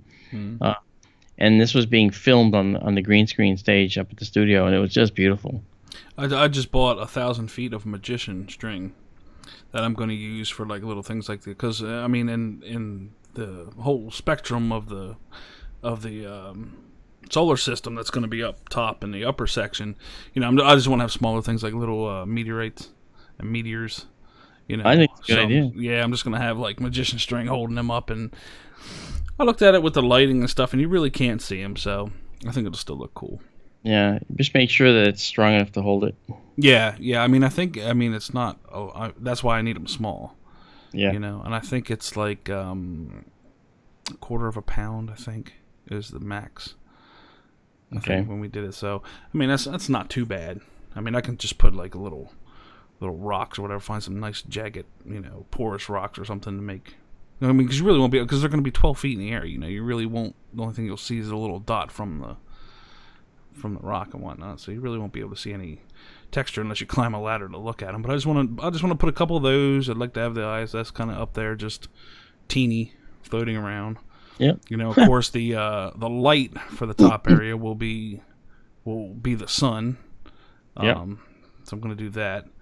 And then, of course, we'll have the moon up there and all that. And I'm actually offsetting the main light for the top there to one side of the room and actually building the solar system outward. So it's not going to be like, you're not going to see the sun in the middle like you would a solar system view and then have all these different planets around it. I kind of want to give it the spect of the sun being on the right side and then everything else being visible and how the sun hits it. And then when it comes to say, when I shut the sun off, wink wink, it'll automatically kick on, the soft dim light. That's going to be done in really dim LEDs. It'll just kind of make everything kind of just float up there and look kind of cool when I do have twinkle stars and all that other stuff to put up there. It's going to be very interesting. I think so. I think that'd be beautiful. Should look pretty cool. And then a big, massive Jupiter 2 spacecraft. No, I don't think I can hang everything from the ceiling. That thing is heavy. If you ever finish it. Oh, it's been sitting there waiting. I mean, that's the only thing I've been waiting for is to get the studio done because then I'll have a work area to work on things like that. Yeah. As of right now, I mean, I'm not going to bring that thing. My house is crowded enough. Yeah, for those that don't know, as part of my movie work and so forth, I actually got the original Jupiter 2 from Lost in Space from the 60s, the TV show from the 60s. Not the original, but it was a casting made from the same mold as the original Jupiter 2. And it was sitting in my yard for 10 years. A guy drove it here from Los Angeles in the back of an old beat-up pickup truck. And he said, my friend said you'd like to build this thing and maybe put it together. And I said, yeah, okay. And he left it there, and it sat in my yard for 10 years. So Keith came over one day, and I looked at his truck, and I said, I made him the offer he couldn't refuse. I said, hey, you want the Jupiter 2? Like, I'll say, hey, Mark, you think I can fit that alien spaceship in the back of my pick-em-up truck? And he was like, what? And next thing you know, it was in his truck, and he was drooling, and he drove away with laughing. I straight up Jed clampeted that thing all the way back to Pennsylvania. Probably got a lot of strange looks, too, on the way back. I did have a couple police officers look at me funny, especially since I ended up getting lost and somehow ended up in Yonkers, in a giant dually pickup truck with a flying saucer with a flying saucer in the bed of the truck. Holy moly! Now that I think about that, I kind of realize now why they were looking at me like that. Thanks. Yonkers went bonkers. Traumatized. Yeah, right. But yeah, don't ask me how I ended up in Yonkers. I don't know. I had a GPS and everything. Somehow I ended up in Yonkers. So I'm right in New York City, trying to find this loop to try to get back on the GW. Cross back into Jersey and. This giant flying saucer in the back of my truck, and then cruising down the Jersey Turnpike, and there's like truckers beeping at me, and I'm just like, oh boy, here we go. But it got here. So yeah, it did, and now it's sitting in your yard. But now that I look at it, I realize now how silly it was. Probably looking back at it. I love it. I think oh man. I think it's great. Like, look at this guy. Doesn't know where he is. He's in Yonkers with a flying saucer in the back of his truck, all strapped down. Oh, my. Awesome. I just can imagine what I would do if I saw something like that. And now I kind of realize why I was getting the reactions I did. Jeez. Oh, well. It's going to get done either way. Wait till I come up and pick up that dome that you still haven't shipped. I know it's got to still go to, it's got to go down to Knoxville, Tennessee. You know what? I like educating kids and everything, but you know what? Are they really going to miss it? I mean, seriously. Well, if I happen to come up there just out of the blue one time and you happen to be across the country at some UFO conference and I happen to tell your boys that, you sent me there to pick it up and I happen to run down the highway with it in the back of my truck again and end up in Yonkers with this giant dome on the back of my truck. Could you really blame a guy? I drove that dome home from one of the people that gave it to me, and it was a rainy night. And I was driving with my neighbor, and we played it to the hill. We actually we had these like I forget how it was these clothes on that weren't like standard typical clothes, and every now and then we'd get out with our phones and make these weird gestures at the sky in traffic. With this gigantic dome on the back of the pickup truck. It looked like it was some kind of official thing. Yeah. And we just got back in the truck and drove away. It was so funny. That thing, I could fit that thing in my truck, I know we've talked about you driving it for me down to Knoxville, but I know. But what if I had just happened to make a detour and dropped it off in Pennsylvania? well, then I'd pick it up in Pennsylvania and drive. Well, I mean, like, what if I just made a detour? I mean, if it's going to sit somewhere for another year, it might as well be here, right? Well, it's not going to sit there for another year. It's going to. Well, it's been a year already. It's going to go from here to there, to Knoxville, and then because I have to get it down to those guys because the school. I did promise it to the school. Yeah, but I mean, are they really going to miss it? Pay for the shipping, so that's the thing that matters. If they can pay if they're willing to pay for the shipping, like I think they were. I'm willing to pay for the shipping. Oh, I'm sure you will. It needs to be rehabbed. You'll see it on the 6 o'clock news in New York. That's right. Asshole drives tube into the top of a bridge. Like, Mark, can you come pick me up? Dome hits bridge. News at 11 on the 6 o'clock report. Police chase. Right. Jerk with dome on back of truck. Yeah. Just me waving at people. And that's how they say it. A jerk with a dome on the back of his truck. Got so many straps on it, looks like a spider web. Oh, yeah. I can see that happening. I can white see dome. that happening. Yeah. All right. Well, here's the deal. If that thing is still sitting at your house, Pine Bush, New York, next year, I'm taking it. Is that your way of saying you're not coming up this year again? I am going to... no, I'm giving you time. Because as of Pine Bush last year, the plan was to give it to this school and get it there. It's been a year, over a year now. It's still there. So I'm giving it... That means it will be 2 years. And if they didn't have it by then, they're not going to miss it. Yeah, that's the way I'm seeing it. So I'm going to have whoever's at Pine Bush with us next year run interference. And you know what? I'm even going to use your little backhoe there to load it in my truck for me. Well, anything else you need? And I'm going to strap it down, and I'm going to bring it back to Pennsylvania. Wow. I'm going to put a scope in it. Well, you're going to have to... And then you can say, hey, that thing's getting used. That's what it's for. Well, they got to rehab it first, Oh, yeah. We'll rehab it. Good man. Is that school going to rehab it? Yeah. It's going to be a project for the school. They're going to rehab it and then put a building under it. And it's an 8x8 building top, basically, with a dome in the middle of it. I don't trust them. I think you should give it to me. You can't trust schools these days. You know that. Well, what if they take it down there and they give it to the shop teacher or something and he wants to build like a deck on it or something? Yeah, that won't happen. All right. Well, I'm just saying. I'm just throwing it out there. Yeah. Stuff can happen. You can have a crazy school just want something for free by paying the shipping, or you can just have a crazy guy in a truck just kind of pick it up in the middle of the night when you're sleeping. I'm not saying that's going to happen, but I'm just saying we need to look at all possibilities. Yeah, it won't happen. Right. Actually, heard you winking. Yeah. Oh, my. You're funny. Yeah, I know. But little do you know that if I come up there and that thing's not there, I'm taking the one that you have. I mean, the one that has the active scope. I'm going to put a chain on it and just yank it out of the ground. Ooh, that'd be tough. That'd be tough. Then you will see me in prison. I think you'll break your chain. Crazy man tries to steal dome with scope. Yeah, you'll break your chain on that one. Not realizing it's concreted.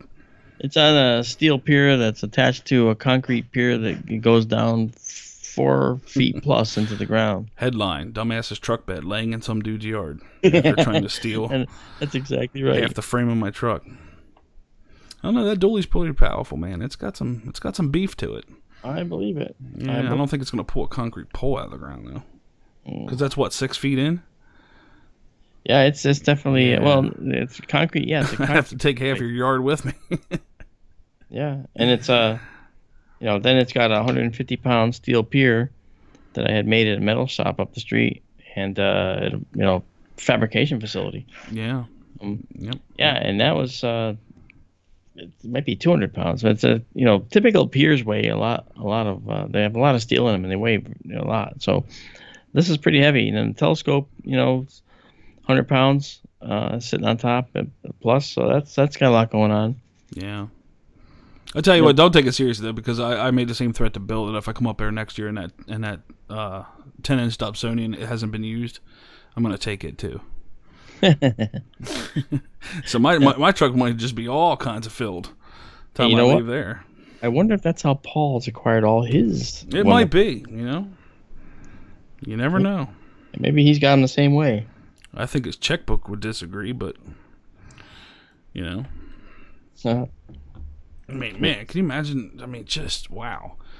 You got the 80 millimeter, the 70 millimeter, the 8-inch HD, the 9.25, the 10, the 11, and the 12-inch Meade. Oh, yeah. Now add that up. That's some kid's college. Probably that kid that you're taking that down to that school. Yeah, right? Yeah. Yeah. It's crazy. That's a lot of investment. That's what you call dedication. Just a bit. I mean, Mark here, professional astronomer. How many scopes do you have? 2, 3? Yeah. Active working ones?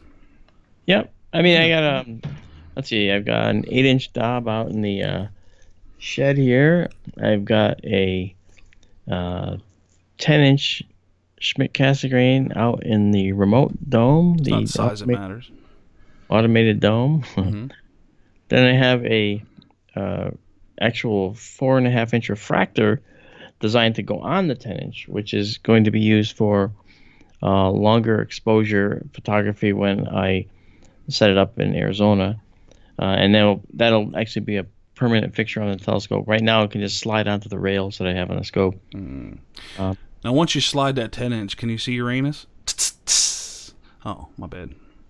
And you just went to 18. And we just went to 18 plus. I Congratulations. see it there. Yeah. Yeah, Amanda, I'm not sure how long we'll be. We're just kind of just hanging out. Something tells me we'll probably end up wrapping soon. So Yeah. I got to go anyway. Yeah, it's getting around midnight. You ain't going nowhere, dude. You just sit tight. No, I got to go to bed. You're going to hang here with me until we end this thing. Oh, no, I can't. You ain't allowed. It ain't going to be much longer. No, I got to go. I'm getting I mean, geez Louise. loopy now. Loopy? I did my whole show from 9 to 10. And then from 10 to 12, I had another 2 hours with you. I think that's good. I guess. Jeez Louise. Yeah, In all seriousness now.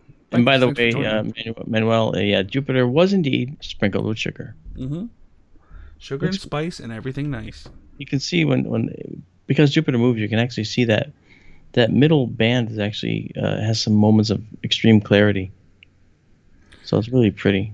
But once again, I should mention that we are going to be streaming Jupiter, as long as it's clear, every night this week. Since the moon has come up later and later, we probably won't get to the moon much until the next cycle, but we are going to be doing Jupiter. Man, I'm getting tired too. Jupiter and Saturn and Mars and Venus, and we're going to just include them all in here and do those streams until the moon cycle comes back. Now, those streams will probably be shorter. We'll probably do them for an hour or two, tops. And then go back to our normal moon streaming thing. But yeah, so that's our plans. And remember, Jupiter backwards is Redipudge. Yeah. So if you look, you said you saw that a bright white thing. Yes. Was that just a pixel? It could have been. It could have been. It just looked like a bright white flash, just on top and to the left of the storm there. And once again, yeah, it could have been just a pixel went dead for a second, or I thought I just saw one in the brown band up above, but above the spot, the dark brown band. Yeah, the is that the northern band? Is that I forget what that's called? A band or a zone? The official scientific term for that is the rubber band. The rubber band, man. Yes, the rubber band. Yeah, he's tired. Oh my! All right, ladies and gentlemen. Well, this is what I'll do. I will say goodbye to Mark for the night. So, Mark, go to bed, have fun. Once again, you can check out Mark on the SkyTour live stream and SkyTour Radio on KGRA Radio Sunday nights at 9 p.m. with Amanda Kern.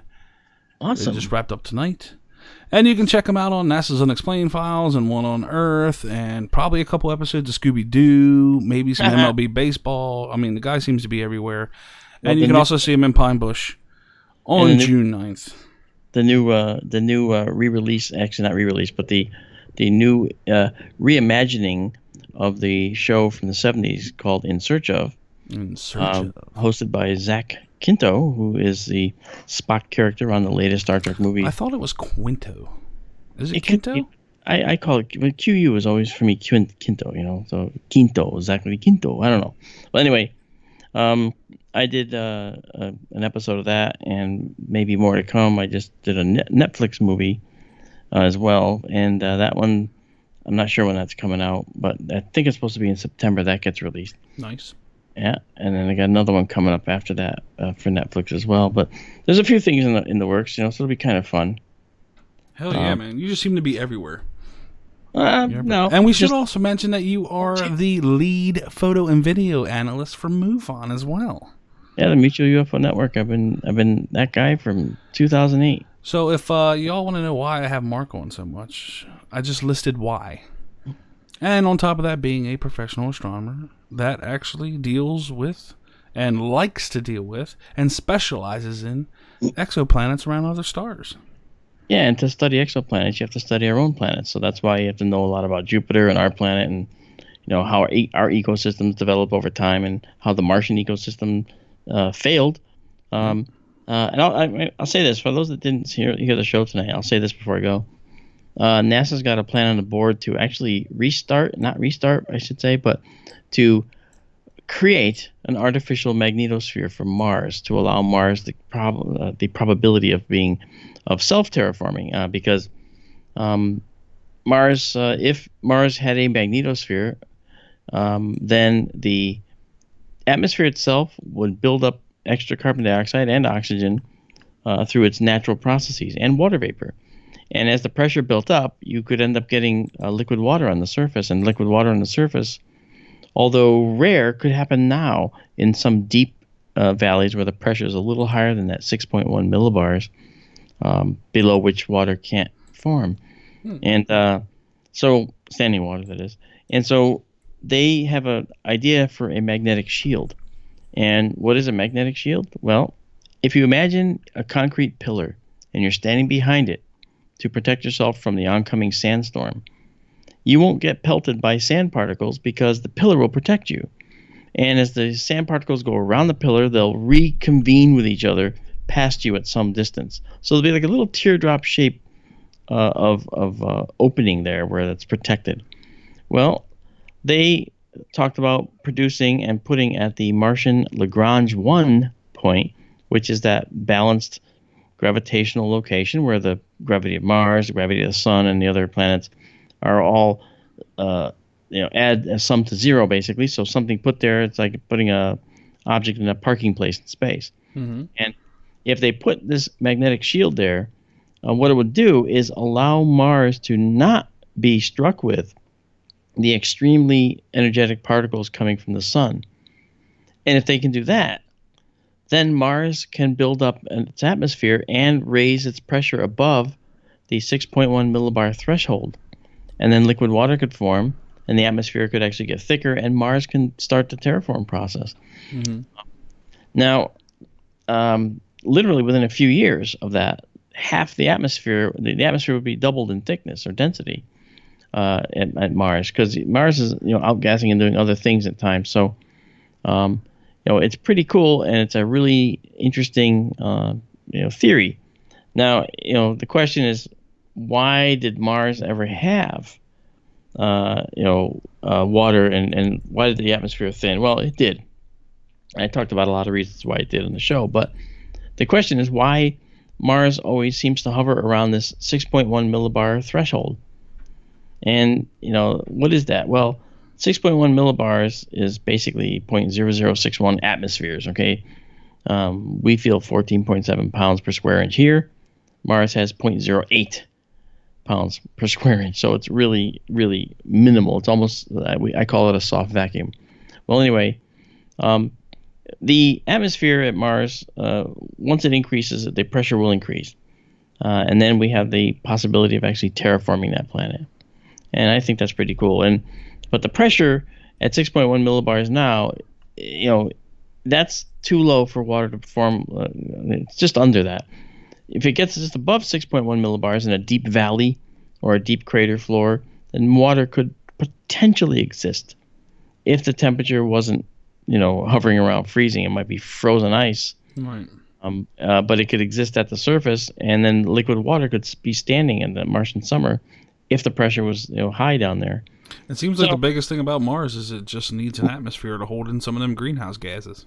Well, it's a little more than that. It needs to actually have protection from the solar radiation, and if this magnetic shield can go in, then everything you just said will happen. And that's good. I mean, there's no volcanism on Mars right now, so there's no way to, build up gases in the atmosphere using volcanoes. But there was a lot of oxygen at one point, and the reason we know that is because Mars rusted, and the iron compounds in the soil. The Martian regolith actually, rusted, and so the iron compounds became iron oxide, or FeO2. Oxidation.